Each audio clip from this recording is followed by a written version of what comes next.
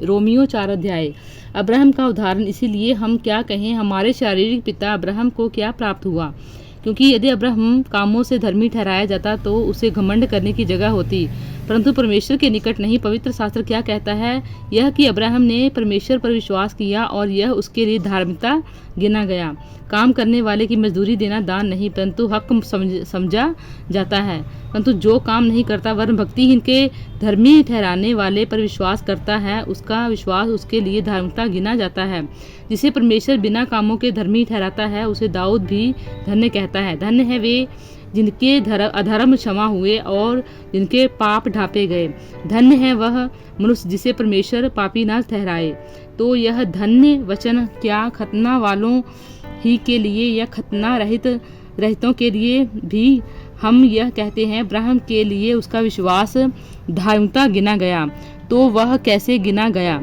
खतने की दशा में या बिना खतने की दशा में? खतने की दशा में नहीं, परंतु बिना खतने की दशा में। उसने खतने का चिन्ह पाया कि उस विश्वास की धार्मिकता पर शाप हो जाए जो उसने बिना खतने की दशा में रखा था, जिससे वह उन सब का पिता ठहरे जो बिना खतने की दशा में विश्वास करते हैं, ताकि वे भी धर्मी ठहरें। और उन खतना किए हुओं का पिता हो जो न केवल खतना किए हुए हैं, परंतु हमारे पिता अब्राहम के उस विश्वास की लीक पर भी चलते हैं जो उसने बिन खतने की दशा में किया था। विश्वास के द्वारा प्रतिज्ञा का मिलना। क्योंकि यह प्रतिज्ञा कि वह जगत का वारिस होगा, ना अब्राहम को ना उसके वंश को अवस्था के द्वारा दी गई थी, परंतु विश्वास की धार्मिकता के द्वारा मिली। क्योंकि यदि अवस्था वाले वारिस हैं तो विश्वास व्यर्थ और प्रतिज्ञा निष्फल ठहरी। अवस्था तो क्रोध उपजाती और जहाँ व्यवस्था नहीं वहाँ उसका उल्लंघन भी नहीं।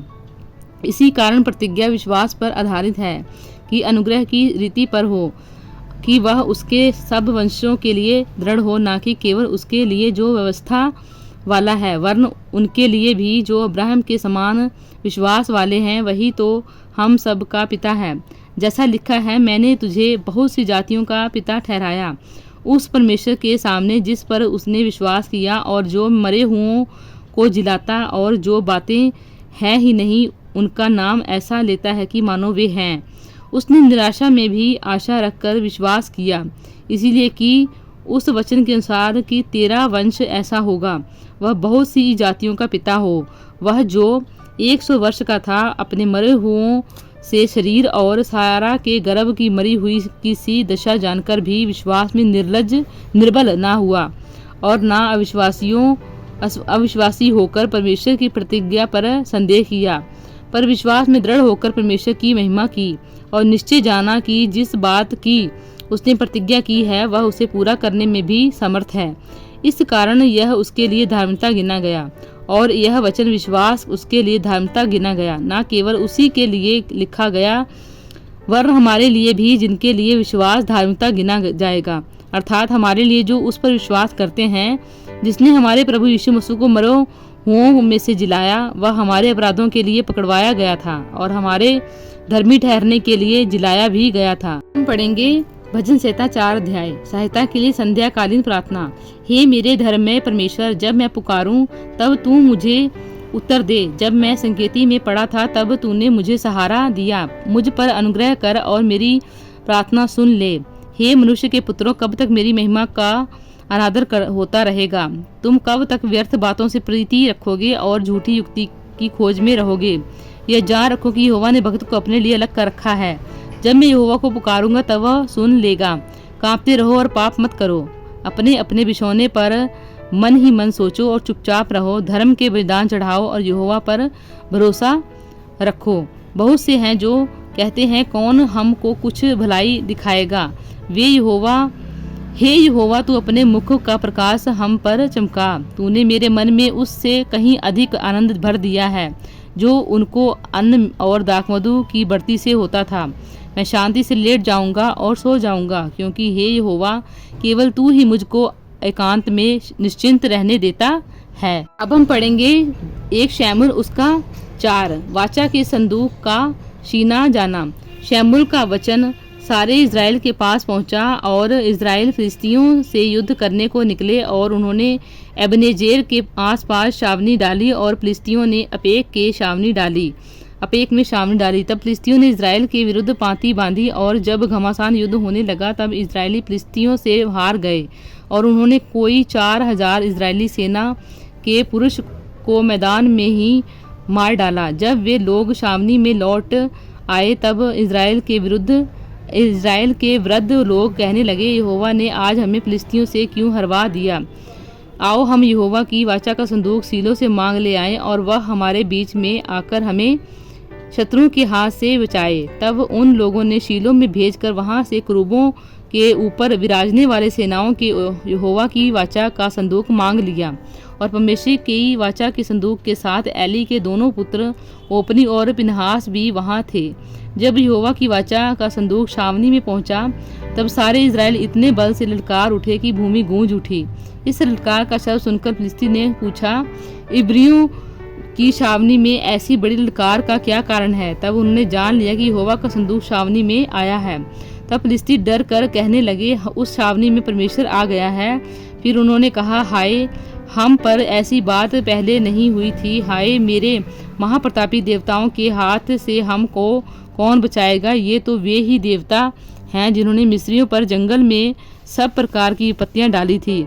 हे फिलिस्तियों, तुम हियाव बांधो और पुरुषार्थ जगाओ, कहीं ऐसा न हो कि जैसे इब्री तुम्हारे अधीन हो गए वैसे तुम भी उनके अधीन हो जाओ। पुरुषार्थ करके संग्राम करो।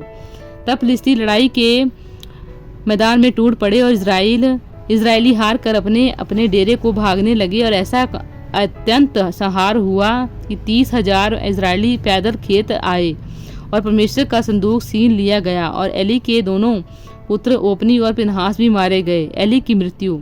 तब उसी दिन एक बिन्यामीनी मनुष्य सेना में से दौड़कर अपने वस्त्र फाड़े और सिर पर मिट्टी डाले हुए शीलो पहुंचा। जब पहुंचा उस समय एली, जिसका मन परमेश्वर के संदूक की चिंता से थरथरा रहा था, वह मार्ग के किनारे कुर्सी पर बैठा वाट जो रहा था।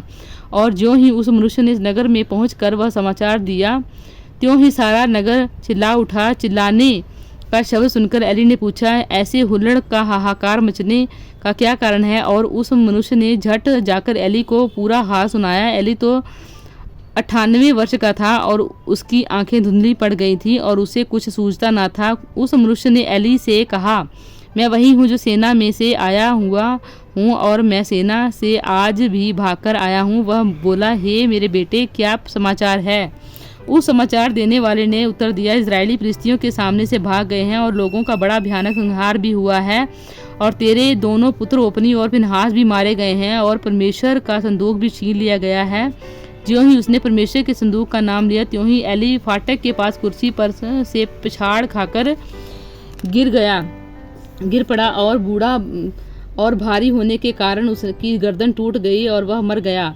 उसने तो इजरायलियों का न्याय 40 वर्ष तक किया। पिनहास की विधवा की मृत्यु। उसकी बहू पिनहास की स्त्री गर्भवती थी और उसका समय समीप था। जब उसने परमेश्वर के संदूक के छीन ले जाने और अपने ससुर और पति के मरने का समाचार सुना, तब उसकी चच्चा का दर्द उठा और वह दुहर गई और उसके एक पुत्र हुआ। उसके मरते मरते उन स्त्रियों ने जो उसके आसपास ही खड़ी थी, उसने कहा, मत डर, क्योंकि तेरे पुत्र उत्पन्न हुआ है। परंतु उसने कुछ उत्तर न दिया और कुछ न ध्यान दिया और परमेश्वर के संदूक के छीन लिए जाने और ससुर पति के कारण उसने यह कहकर उस बालक को नाम इक्वाबोद रखा, इजराइल में से महिमा उठ गई। फिर उसने कहा, इजराइल में से महिमा उठ गई है, क्योंकि परमेश्वर का संदूक छीन लिया गया है। प्रभु इन वचनों द्वारा आपको आशीष दे। आमीन।